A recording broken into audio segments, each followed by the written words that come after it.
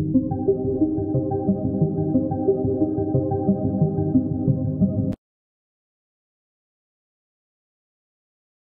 sahabat Mentari, selamat siang, selamat ketemu lagi. Ya, podcast hari ini tentang suara keadilan menghadapi kekerasan di dalam rumah tangga. Oh, asik sekali loh topiknya. Ya, siang hari ini kita bersama dengan Ibu Inneke, ya, yang boleh datang jauh dari Jakarta, tetapi sementara tinggal di Yogyakarta. Iya, selamat datang di episode terbaru ya tentang suara keadilan. Podcast yang membahas isu-isu penting. Ya, bagaimana seringkali ya boleh dikatakan sulit juga sih ya, dengan tujuan untuk memberi suara kepada mereka yang membutuhkan, yang membutuhkan pertolongan begitu. Ya, pada hari ini kita akan membahas topik yang sangat boleh dikatakan serius dan menyentuh tentang kekerasan dalam rumah tangga. Nah, dengan fokus pada kasus seorang suami yang memukul istri, bahkan anaknya sendiri, ya. Dan hari ini kita memiliki tamu istimewa. Tadi saya sebutkan bahwa bersama dengan Ibu Inneke, ya, seorang ahli dalam isu tentang kekerasan, ya, dalam rumah tangga. Ya, selamat datang Ibu Inneke. Terima kasih boleh datang di Sahabat Mentari. Kita boleh sharing sejenak, ya. Boleh, ya, mungkin ada masukan-masukan dari Ibu Inneke tentang pengalaman juga boleh, tentang kita harus bagaimana juga boleh gitu ya. Nah, saya senang bisa hadir, ya, artinya Bu Inneke boleh hadir di tempat ini ya karena ya Tuhan memberikan waktu dan jalan untuk kita boleh sharing di dalam podcast ini. Iya, hari ini kita akan membahas malah tentang kekerasan ya, tentang rumah tangga. Dimana khususnya dimana seorang suami, tadi saya sudah sebutkan bahwa memukul istri dan anaknya yang saat ini mungkin lagi viral. Saya pikir sahabat Mentari juga tahu itu ya. Iya, mungkin Bu Inneke bisa jelaskan ya kepada kami sahabat Mentari, apa sih yang biasanya terjadi di dalam situasi seperti itu? Okay. Atau bisa memperkenalkan diri juga? Iya. Ya, nama saya Helga Inneke Agustin. Sehari-hari dipanggil Ine atau Inneke gitu. Saya pendamping korban dan penyintas kekerasan. Oh, ya. Segala macam bentuk maksudnya ya. Ada KDRT, ada kekerasan seksual, ada kekerasan berbasis agama, dan bentuk kekerasan yang lainnya. Kalau kita bicara dan mempertanyakan akar kekerasan itu sebenarnya apa? Gitu. Pada dasarnya sebenarnya akar kekerasan adalah ketimpangan fungsi dan peran. Dan ketika kita tidak menghargai orang lain atau manusia yang lainnya seperti kita menghargai diri kita sendiri, itu yang paling mudah dimengerti sebenarnya. Ketika kita tidak menganggap sesama manusia sebagai sesama manusia yang setara. Jadi akar kekerasan sebenarnya dimulai dari situ. Kita menganggap kita lebih punya power, lebih punya kekuatan, lebih dominan, dan kita melihat orang lain itu lebih lemah dan lebih rentan. Kita punya potensi untuk mendominasi dan mengontrol dia gitu, sesuai keinginannya kita. Sebenarnya akar kekerasan itu sebenarnya itu. Dan itu bisa terjadi di mana-mana pun. Baik secara domestik jadinya KDRT maupun di luar rumah di area publik atau di area negara sekalipun. Jadi memang akar kekerasan itu terjadi ketika ada ketimpangan fungsi dan peran dalam bermasyarakat, dalam kehidupan sosial gitu. Jadi termasuk terjadi dalam rumah tangga. Apa sih yang menyebabkan? Apa memang kita kan sering ya kalau dikatakan tentang psikologi. Apakah psikologinya terganggu dalam kepribadiannya sehingga dia menimbulkan sesuatu yang sangat ini loh aku, atau bagaimana itu? Kalau secara psikis ya tadi Pak Ben menyebutkan apakah psikologinya terganggu, tentu ya, tapi penyebab gangguannya itu apa gitu? Penyebab gangguannya nggak selalu karena dia bawaannya memang terganggu, enggak. Karena harus kita akui kita semua lahir dalam keadaan yang sama semuanya gitu ya. Cara mengasuh, cara dia menyerap ajaran-ajaran gitu ya, itu menjadi sumbangan yang cukup besar. Nah, cara dia diasuh, cara dia menyerap ajaran-ajaran. Jadi kita kan dikaruniai otak ya, Pak Ben, ya.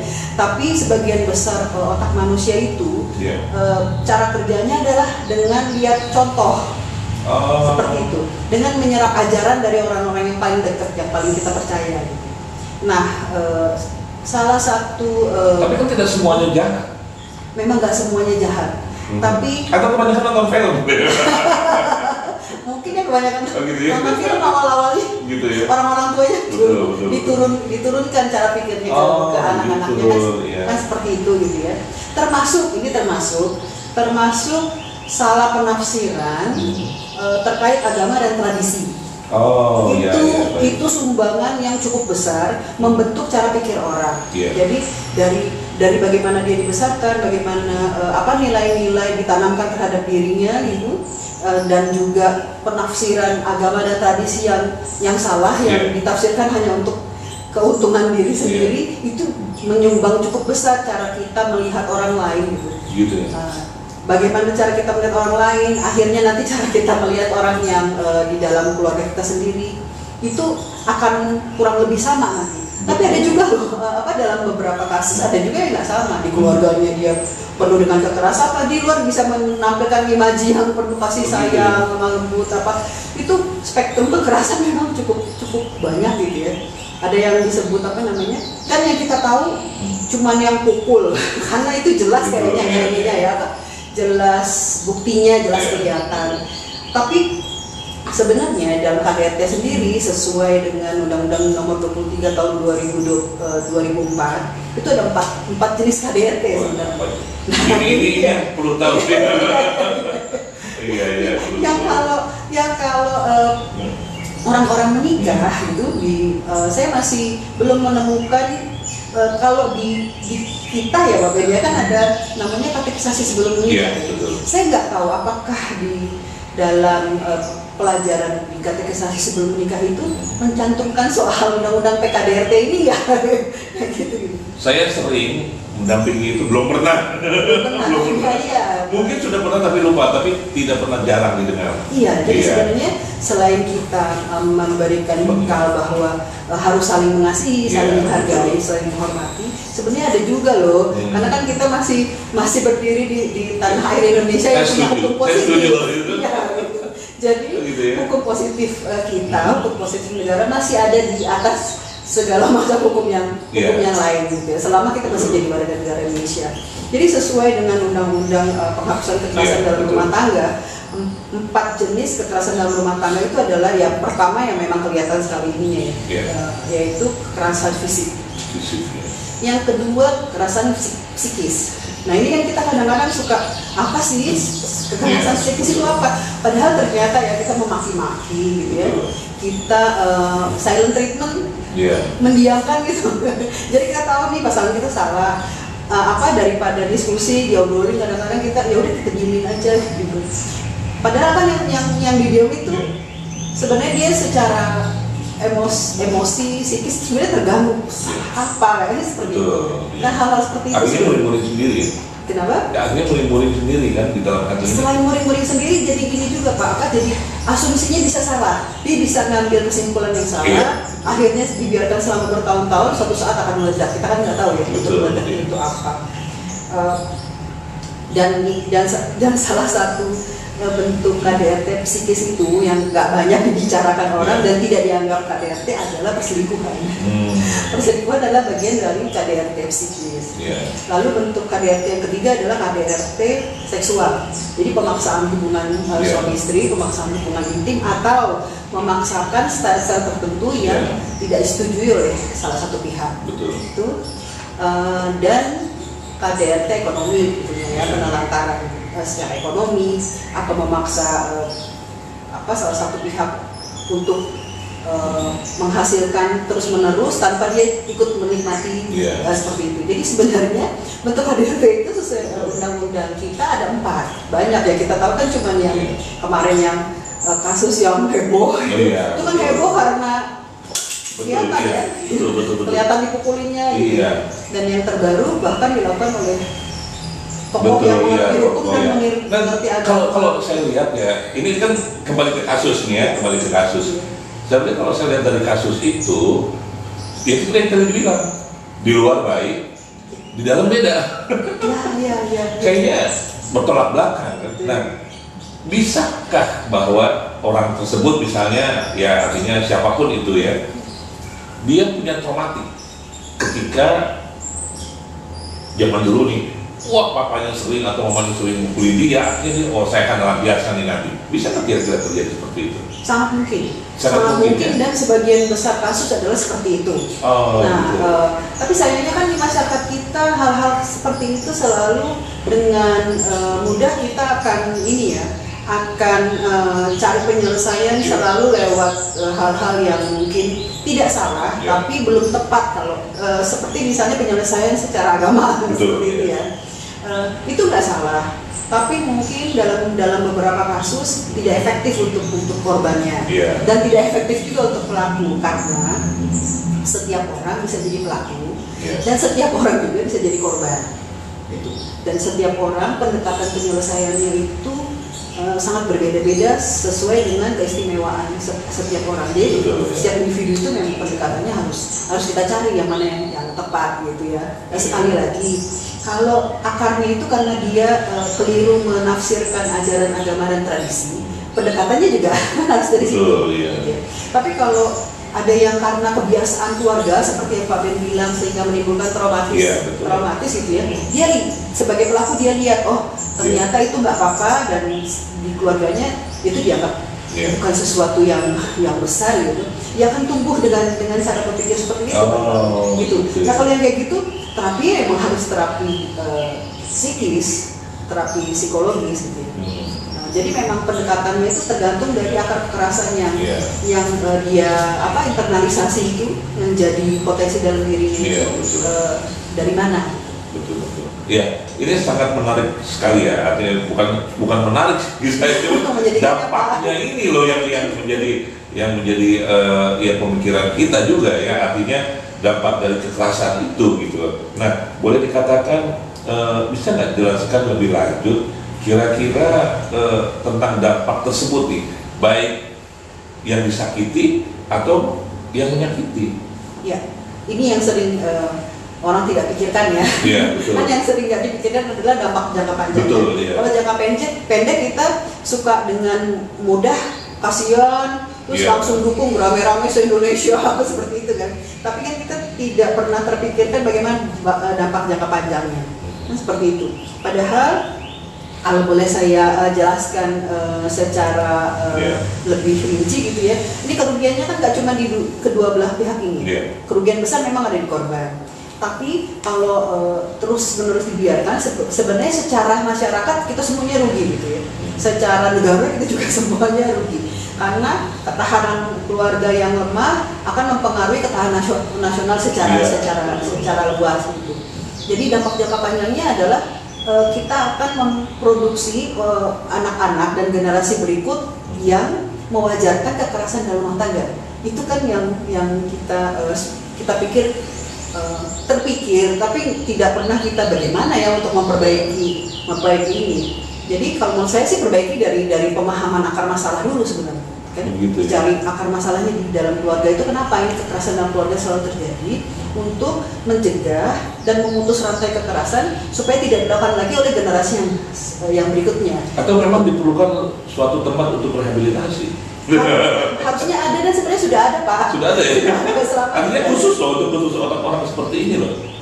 Tapi pasti nanti kalau misalnya kita ada di dalam satu ruang rehabilitasi, ini semua pasti berantem semua di situ. Enggak sih. Memang selama ini kayak rumah-rumah aman masih untuk korban, gitu ya.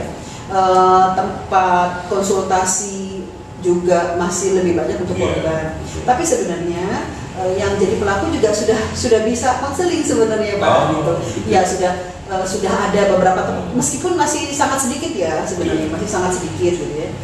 Saya sebagai pendamping korban juga sebenarnya beberapa kali memberi konseling pada pelaku gitu ya. Jadi karena menurut saya bercakap-cakap gitu ya, bercakap-cakap dengan pelaku ini juga sebenarnya penting, karena kan kita perlu tahu akar kekerasan potensi dalam dirinya melakukan itu sebenarnya dari mana. Memang rata-rata sih dari ngelihat ya, melihat gitu, atau pernah mengalami sesuatu di luar rumah, jadi kayak dia secara sosial dalam tanda kutip gagal gitu di tempat kerja misalnya, atau di fungsi dan peran sosialnya di masyarakat, dia merasa tidak punya peran gitu, sehingga dia mau menegaskan kekuasaannya di rumah gitu. Jadi banyak juga yang kayak semacam pelampiasan gitu ya. Iya, jadi sebenarnya dia insecure sama boleh dikatakan dia baik, tapi pada dasarnya saya percaya setiap manusia itu pada dasarnya baik, Pak.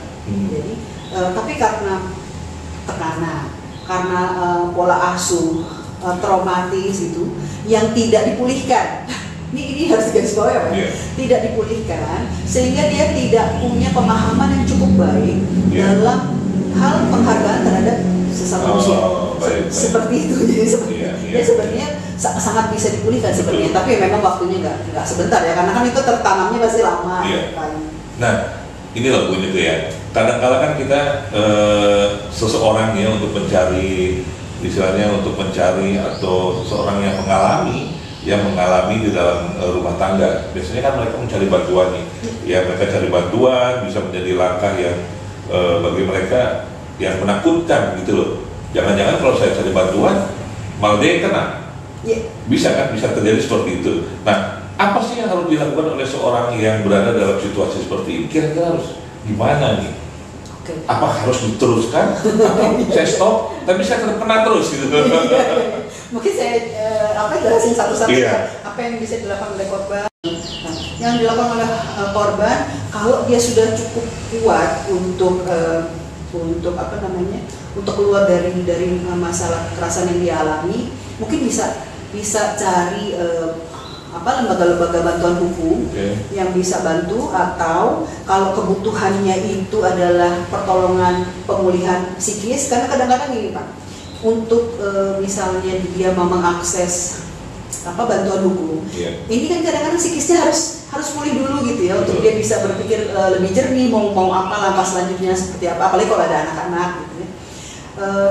Kalau dalam konteks lokal di Jogja, itu ada teman-teman dari Rifka Anissa namanya.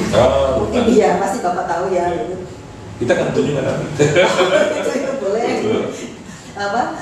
Itu ke teman-teman Rifka Anissa juga bisa untuk rujukan awal gitu.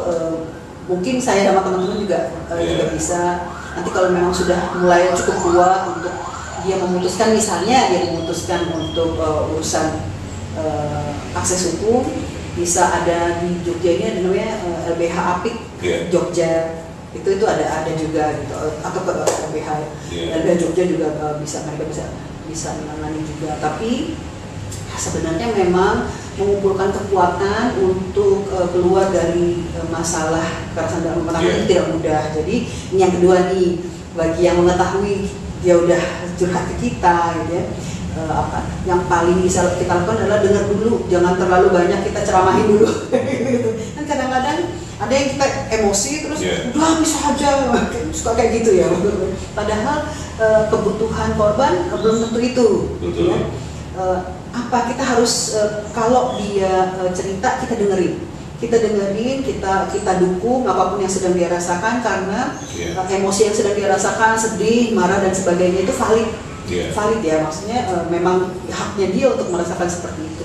Lalu ya satu-satunya hal yang paling tepat untuk ditanyain adalah sekarang kebutuhanmu apa?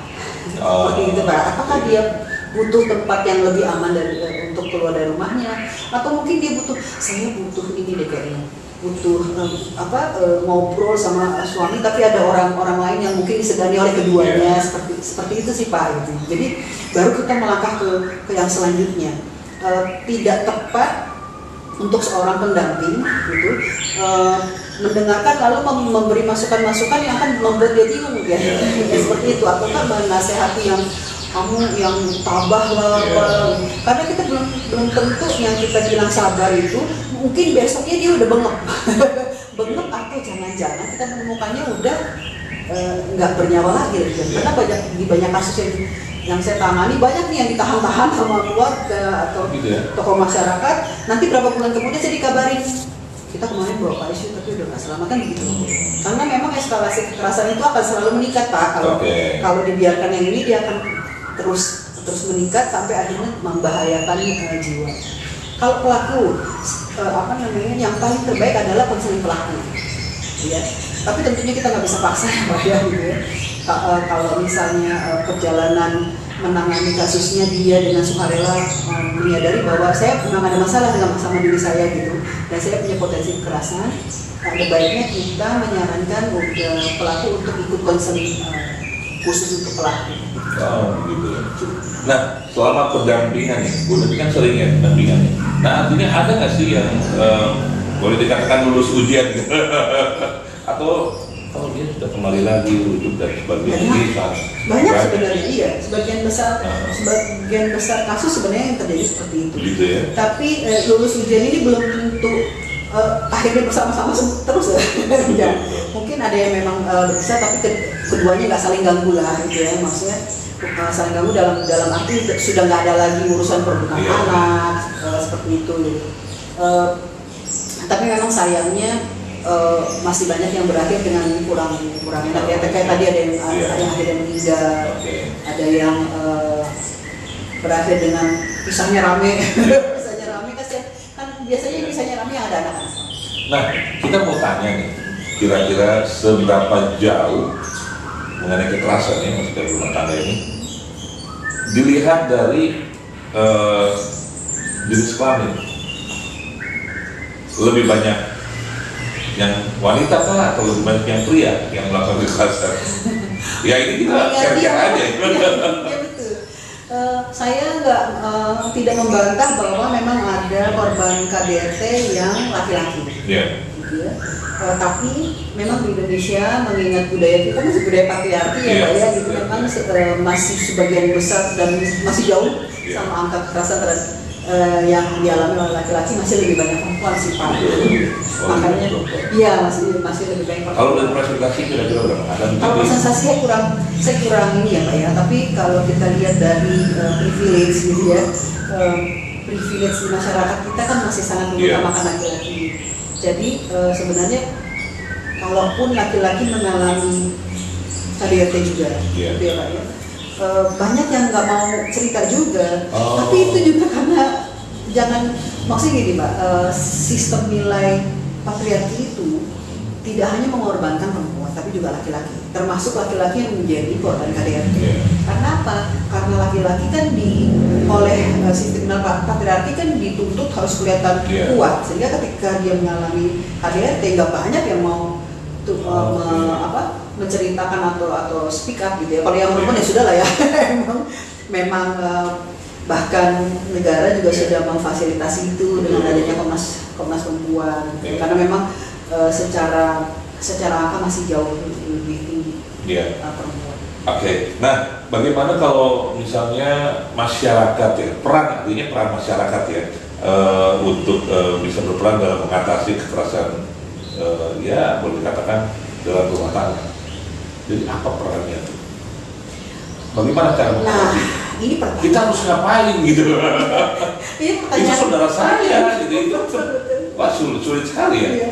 Ini sebenarnya pertanyaan penting karena buat pesan buat semuanya juga kan jadinya gitu ya, bahwa peran masyarakat, orang yang terdekat, orang yang kenal, orang yang tahu sangat penting gitu untuk menekan angka kasus kekerasan dalam rumah tangga gitu ya, baik terhadap siapapun anggota keluarganya, bisa istrinya, bisa anaknya, bisa suaminya, bisa lansia yang ada di dalam bisa lansia yang ada di dalam rumah atau bahkan bisa pekerja rumah tangga juga gitu. Peran masyarakat itu adalah yang terpenting sebenarnya. Pertama mereka ngerti isunya dan tahu bahwa ini kan ngalamin KDRT gitu ya.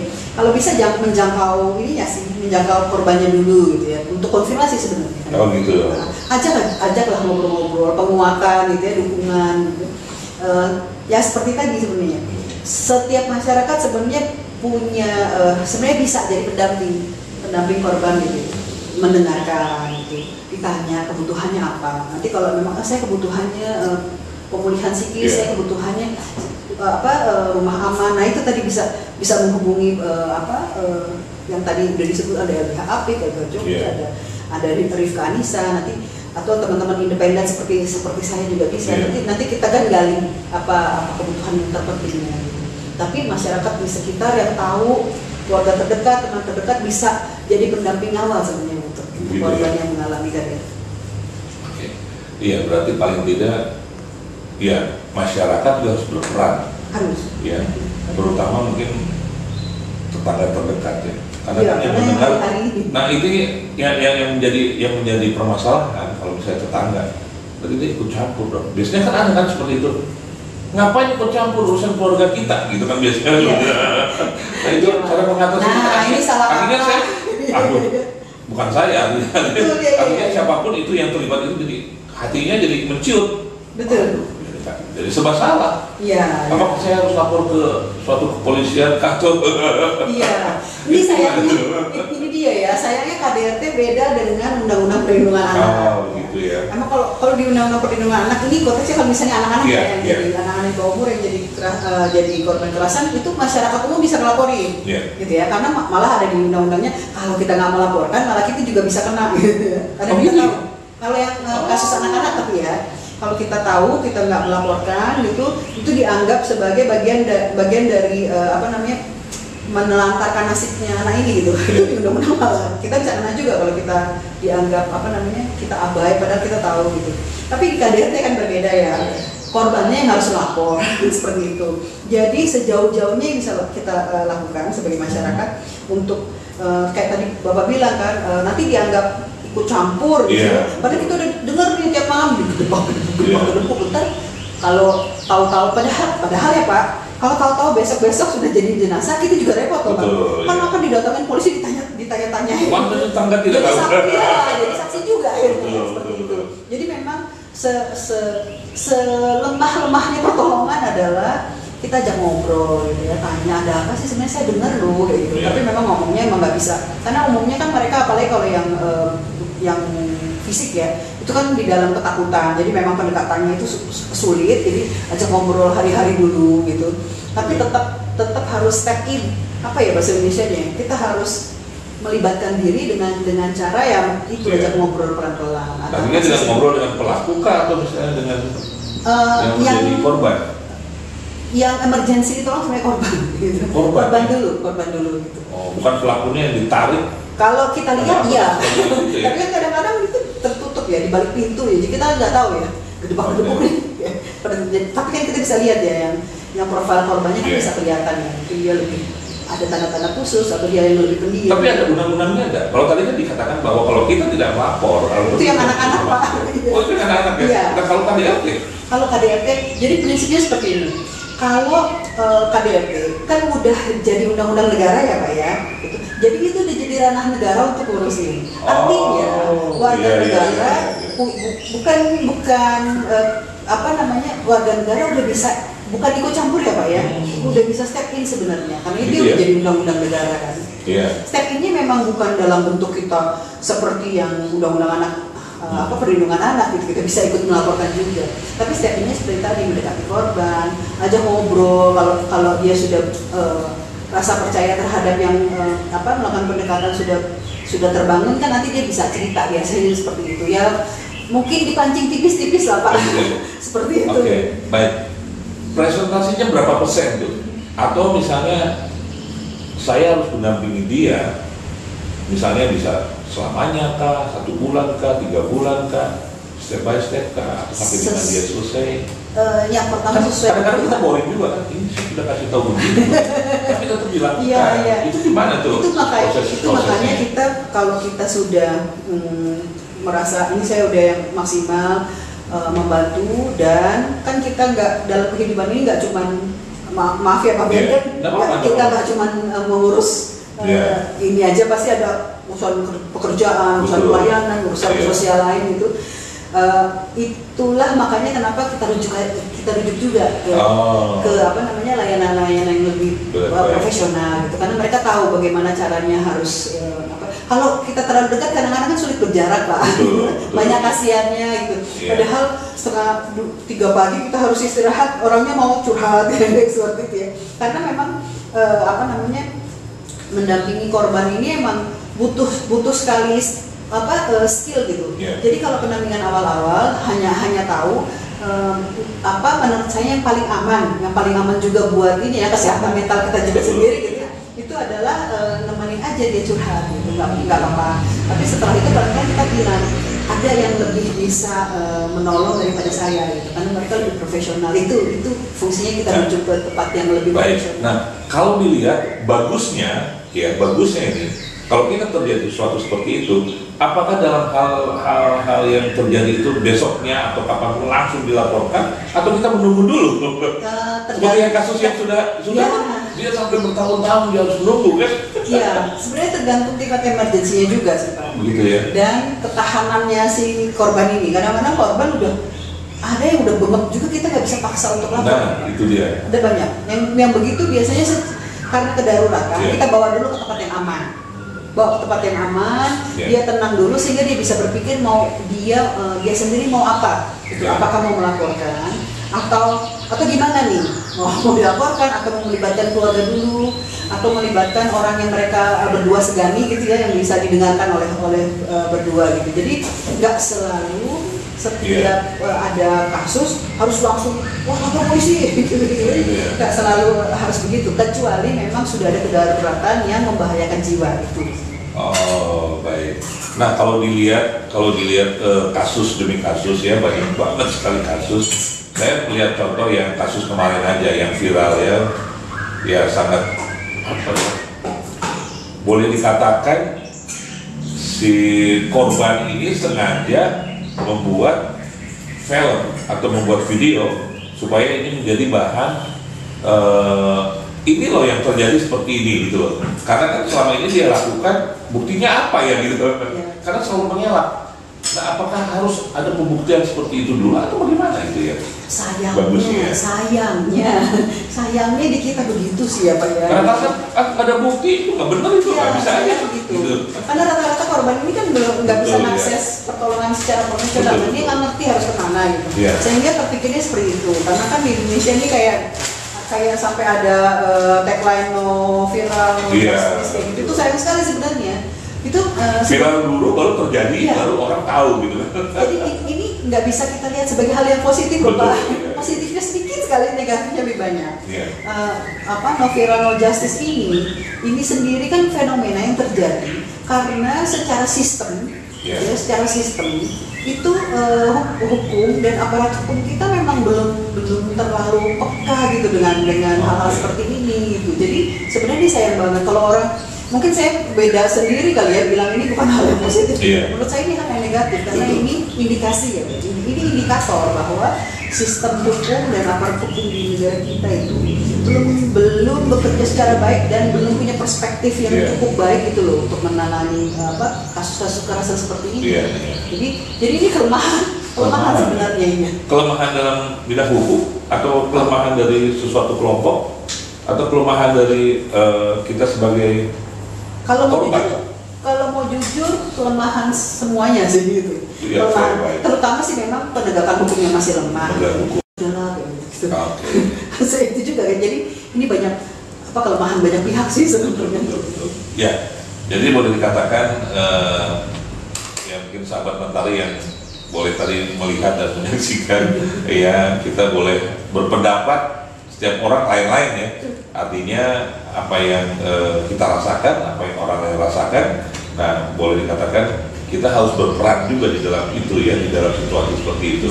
Nah, pertanyaan yang satu, kira-kira apabila terjadi, saya mendengar walaupun itu bukan tetangga ataupun orang lain dan saya melihatnya, apakah diperbolehkah saya untuk langsung menegur atau langsung melaporkan atau bagaimana? Mungkin ada juga di sini seperti itu. Iya, tergantung sih. Yang paling kita kenal siapa? Apakah pelaku atau korban? Kalau tidak kenal sama sekali, kalau nggak cuek saja deh, biarin aja tuh urusan lo misalnya gitu kan.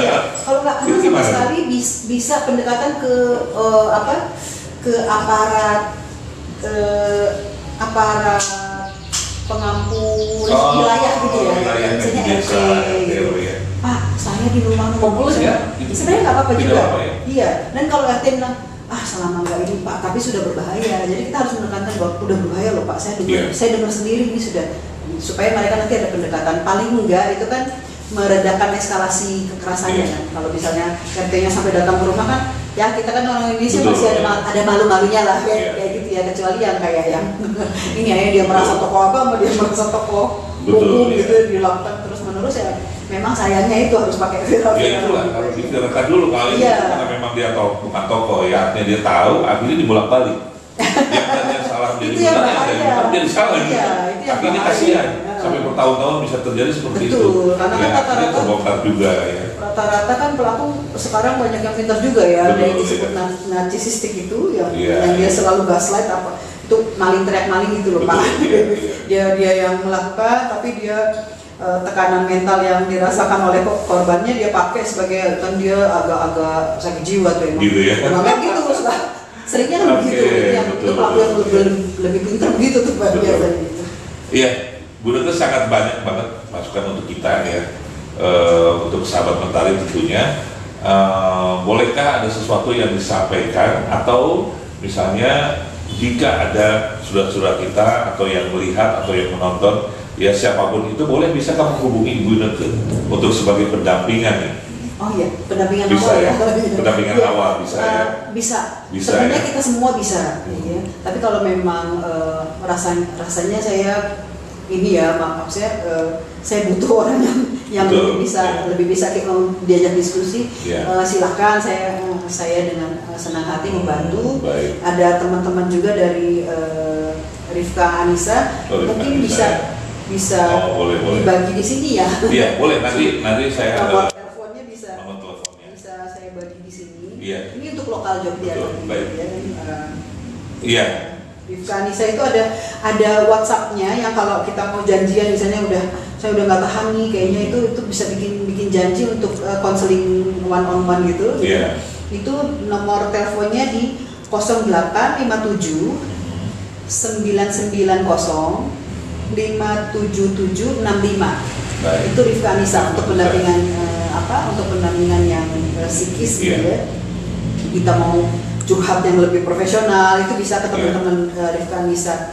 Ini kalau yang untuk konsultasi nggak harus ini ya penanganan hukum nggak harus kan bantuannya itu nggak harus untuk ngadu ke polisi nggak bisa untuk konsultasi hukum aja itu bisa ke teman-teman LBH Apik Jogja. Itu nomor teleponnya 0817 94 10624.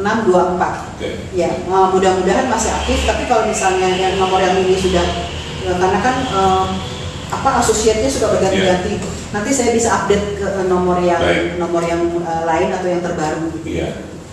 Iya, baik. Terima kasih untuk Bu Neke yang telah memberikan masukan-masukan ya, sharing walaupun ini hanya sebentar tapi sangat bermanfaat loh ya untuk sahabat Mentari, untuk siapapun yang melihat, mendengar ya. Dan kalau memang masih membutuhkan nih, saya membutuhkan for sharing ini dengan Ibu Neke, silakan nanti saya akan tulis di bawah ini ya untuk nomor teleponnya dan bisa langsung menghubungi Ibu Neke kapanpun ya jika terjadi sesuatu khususnya di KDRT begitu ya. Oke, baik, untuk waktunya terima kasih Bu Neke.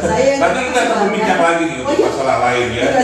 Saya senang aja sih, artinya kita boleh sharing supaya nanti sahabat Mentari juga bisa melihat bagaimana sih kok bisa terjadi seperti itu, bagaimana cara menanganinya dan sebagainya. Gitu. Terima kasih untuk waktunya. Iya, dan sahabat Mentari terima kasih. Sampai nanti kita ketemu di episode selanjutnya. Terima kasih, selamat siang.